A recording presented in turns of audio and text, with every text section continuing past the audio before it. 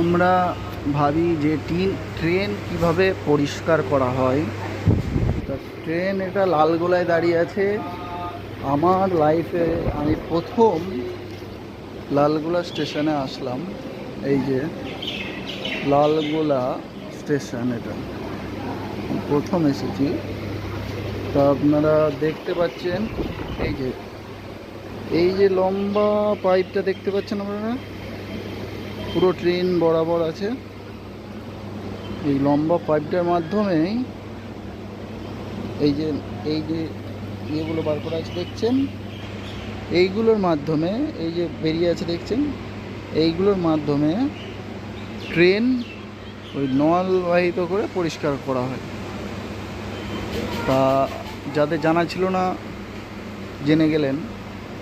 আর ভিডিওটি ভালো লাগলে লাইক শেয়ার কমেন্ট করবেন।